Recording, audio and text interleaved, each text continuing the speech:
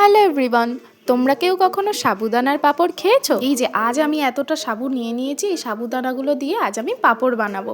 এটা আমি মোবাইলে রিলসে দেখেছি। তো আজকে আমি বানাবো সাবুদানা দিয়ে পাঁপড়। আর এই যে এখন আমি সাবুদানাগুলোকে জল দিয়ে ভিজিয়ে দিলাম।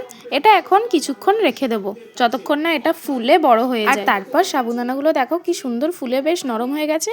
আর পেস্টও করে নিয়েছি তাড়াতাড়ি। আর এদিকে পেস্ট করা সাবুদানাগুলোকে ছেঁকে নেবো, কারণ একটুও দানা দানা থাকলে হবে না, পুরোটাই আমাদের মিহি চাই। আর এদিকে আমার সাবুদানা ছাকা কমপ্লিট। আর এই সাবুদানা বাটাটা আমরা কড়াতে দিয়ে তার সাথে কিছুটা জল দিয়ে ফোটাবো, যতক্ষণ না আমাদের পাঁপড় বানানোর জন্য জিনিসটা তৈরি হয়। আর ততক্ষণ আমি এইদিকে কিছু শুকনো লঙ্কাকে টুকরো টুকরো করে নিচ্ছিলাম। আর এই যে দেখো আমাদের সাবুদানাটা কি সুন্দর ফুটে বেশ দলা দলা হয়ে যাচ্ছে।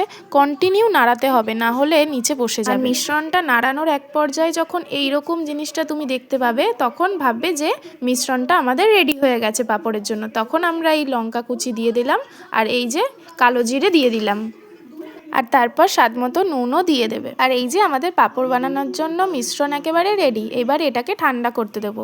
আর ঠান্ডা করার পর ছাদে নিয়ে চলে এসেছি। এইবার এই প্লাস্টিকে কিছুটা তেল মাখিয়ে এইবার পাঁপড়গুলোকে এইভাবে দিয়ে দেব। আমি এমনভাবে দিয়েছিলাম পুরো পাঁপড় ছিদ্রে যাচ্ছিল, মানে একটাও ভালো হয়নি। তাও চেষ্টা করেছি ভালো করার। তো যাই হোক, দেখা যাক কি হয়। তারপর পাঁপড়গুলোকে তুলে নিলাম। এই যে দেখো বেশ কাগজের মতো উঠেও গেল। জানি না এবার কি হবে, ভেজে দেখা যাক। তারপর পাঁপড়গুলো ভাজার পর কিছুটা এরকম দেখতে হয়েছিল, হয়তো এর থেকেও ভালো হতো, বাট হয়তো কিছুর জন্য কিছু সমস্যা হয়েছিল হয়তো, কিন্তু খাওয়ার পরে মোটামুটি ভালোই ছিল টেস্ট। তোমরা এটা বাড়িতে একবার ট্রাই করে দেখবে। ভিডিওটা এই পর্যন্তই, দেখা হবে নেক্সট ভিডিওতে। টাটা।